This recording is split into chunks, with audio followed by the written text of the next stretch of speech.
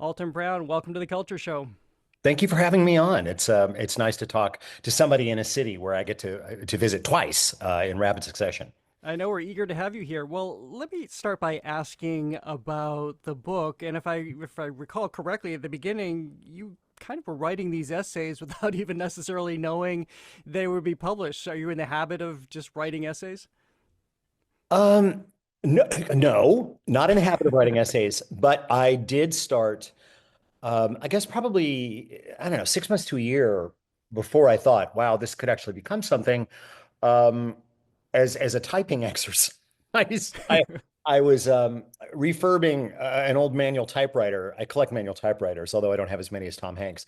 And I was just running kind of a key test, and I started typing. I was like, something just started to come out of my head as I'm pounding away on this manual typewriter, and it turned into like 5 pages. And I stopped and I read it, and I'm like, huh, that's unusual and odd and interesting. I wonder if I could do that again. And so I put in some more paper and typed a few more and then sent it to my literary agent. And he was like, "Yeah, you might want to do this." So I did. But yeah, it all came out of basically a typing exercise.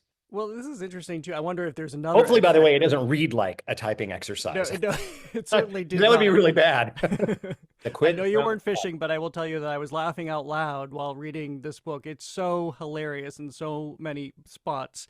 But I was wondering if this is born of another exercise too, because you're talking about this moment that you're having in your career. You call this the last bite tour, and you talk about maybe stepping away for a little bit.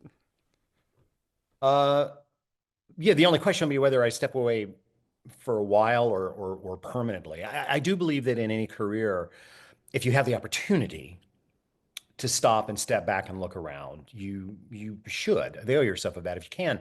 Um, the media world in which I have made most of my bones has changed so radically in the last decade that I don't even recognize it anymore, and I have to kind of rethink whether I actually have a role in that or not. And whether it's the kind of work that I want to continue doing. Most certainly, the Last Bite tour, this will be my fourth major stage show tour. It will definitely be the last big tour like this. 12 weeks living on a bus sounds glamorous, but I assure you, sir, it is not. But I did want to do one more because I really feel like the first three shows I built were kind of for the audience. You know, but this one's not. This one's for me. So this is a completely selfish exercise that I hope people do enjoy anyway. Well, what I love about your book, going back to that, and I'm sure some of this will be reflected in the show too, is you have thoughts. You have thoughts on a lot of things, and there's much to share. Let's start with "yes, chef," a phrase that we are all familiar with. If you haven't heard it in a restaurant, you definitely hear it now. But anybody who's watched The Bear, of course, knows it intimately. But you're not completely on board with this. There cannot possibly be a more overused and inappropriately overused expression in the culinary world. And as I say in my essay, this is greatly um, to lay at the feet of media outlets such as Food Network, who needed fodder, needed people because reality TV and competition TV requires a huge number of people.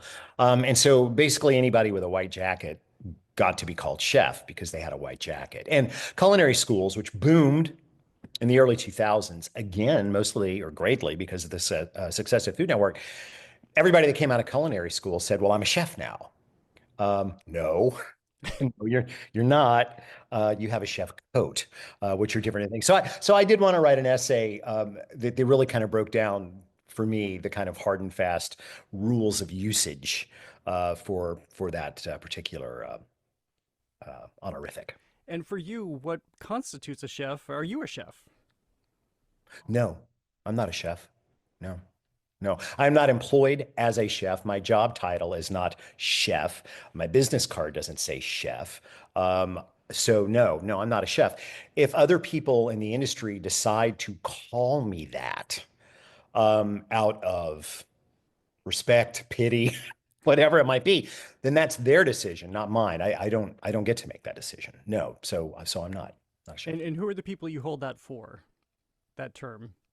I hold that term as a sign of respect for people that I feel have earned it. And I don't mean me as in I'm the high decider of who gets to be called chef, but I'm in an industry where you know the things you know, and there are people that have earned that title by doing the work through a lot of personal sacrifice and typically by through a certain amount of personal honor deserve that. And then there are others that don't.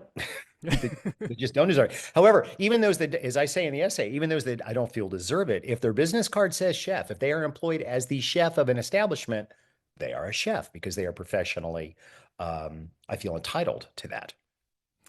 I am speaking with non-chef Alton Brown about his latest book, Food for Thought, Essays and Ruminations, which is out on February 4th. On the 8th, he'll be at the Harvard Bookstore for a signing, and he brings his Last Bite tour to the Wang Theater on March 14th.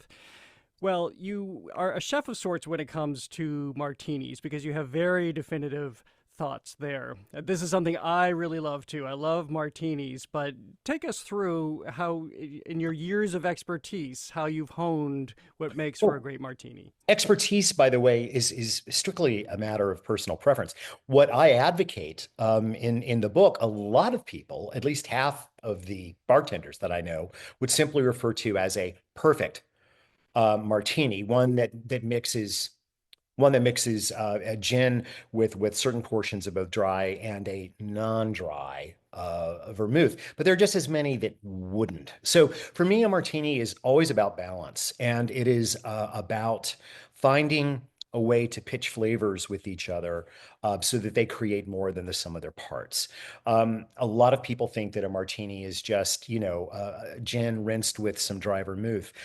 I think it's the vermouth that really makes the party. And I put a lot of attention and detail into that vermouth. And there are a few small batch vermouths that I will do by themselves with gin. I don't do vodka martinis unless they're just dirty martinis, in which case we're doing a different kind of drinking. Um, my wife likes those a great deal. So there's no right answer or wrong answer. I just like to put a fair amount of thought into how it is done. I like my drink strong, which is why I stir instead of shaking. And I'm incredibly picky about the glassware involved because the typical conical cocktail glass is like the worst thing to drink out of in the world. It's brick glass. It's like they put it in front of you and it's full. The only thing you can do is literally put your face down and slurp off of it like you're at a bird bath, right? Until it's about half empty. And then you can pick it up if you're very careful with both hands. I hate those things. And then you add an interesting garnish, one frankly I had not even heard of, the caperberry. Caperberries. Yeah. I find that caperberries bring an umami and a sense of astringency that's literally like if an olive, okay, people put, green olives in their martinis and people put a twist in their martinis. Now imagine kind of rubbing that up against an anchovy and getting something brand new. That's what a caperberry does. Not a caper, but a caperberry, which always have kind of long stems. They're very elegant looking in the glass. And they're by far my favorite. Although I will drink a Gibson, which of course has a pickled cocktail onion in it, but not every day. And you mentioned stirred, not shaken. How much damage did James Bond and those films do for the martini? Well, as I say in the book, I've talked to people who consider themselves to be experts on the books, on the James Bond books, and on Ian Fleming, and that the whole thing was that by knocking even more ice off into the drink and more water, it kept things watered down so that he could keep his head about him. And I think that a lot of people in America just like watery drinks. I'm not one of them. Yeah. I don't want to have 12 of them. I just want to have maybe two, and I want them properly made. So for me, stirring gives me the right amount of dilution of the ice, which is important without just obliterating it. Let's stay with the literary field for a moment, and we'll bring it here to our region. You have one essay that talks about two beloved figures here. One, Julia Child, of course, especially in this building at GBH. Sure. She's our The long church. time. Yeah, exactly. This is the church I of Julia choose. Child, but also Robert Parker for Spencer for Hire. This is an very interesting confluence. Both Cambridge residents, both writers, of course, had an effect on you. The Robert Parker books came to me accidentally at a time in my life when I really needed them. And I think I was at a point right after college where I have often had identity crises, which may stem from the fact that my father died when I was really young. And then Robert Parker came along and Spencer came along. And I was utterly transported. I became obsessed with Boston. I became obsessed with everything in those novels, and they remain on my shelf to this day. And I just get them down. He had a way of talking about the act of cooking that was really joyous and really can't believe I used that word, but it was. Here's this tough guy, this private detective who could turn around and talk about sautéing a piece of chicken with utter correctness. I'm still just kind of blown away by how Parker was able to do that. Julia Child, I don't need to say anything about Julia Child. None of us would be here. I certainly wouldn't be here were it not for the great lady. You, speaking of, you just got a little vulnerable, I think, in talking about your father, but you also do that. So not all of the essays are laugh out loud funny as I describe them. You have a very interesting essay too, talking about dieting and what that ultimately did to you. Is very interesting. To quote yourself, you write, you became a spoiled, noxious turd man as a result of dieting, but looking Good. what other people would say is really good. I didn't expect it. It was I became it was like Dr. Jekyll and Mr. Hyde. I got down to about 165 pounds, and it was almost like I'd become the invisible man, and no longer accountable for freaking anything. I maybe it's just me. Maybe I require a certain amount of padding in order to be bearable as a human being. I lost all this weight, and within a couple of months, no one could stand me anymore. And I couldn't stand me anymore. So I think that the personal transformation can be dangerous. And it's something that needs to be really thought about because we're all like, oh, lose weight, be thin, be thin, be thin. Ah, wait a second. Be authentically you first. Be healthy, certainly. But you really got to think about what happens when you change yourself so radically that you no longer recognize the person in the mirror, which was most certainly the case with me. It's interesting that you must have seen that you had license to think of yourself or and act a different way because of how you looked. I guess. Yeah. I didn't think it through until I realized there was a problem. And the problem was definitely stemmed from issues of my own identity with myself. My voice changed, everything about me changed. And it was suddenly like, oh, you're playing another person, and you're playing a person who's not terribly nice. Mm. Being husky, as I say in the essay, forces one to remain humble. There aren't too many super obnoxious husky people. We're kept in check. We're kept in check by things like bathing suits. Uh, we're kept in check by popular culture and media. And for those of us that have lived a lot of our lives in front of cameras, there it is. And you get to see yourself from interesting angles. So I think that we just automatically assume the thinner me is going to be the better me. Yeah, no, not necessarily the case at all. You just mentioned the cameras, and I was thinking about that as I was reading this too, because you've also had an extraordinary amount of fame that came with your job. Mhm. People often talk about how fame changes them. How, to what extent was that the case for you?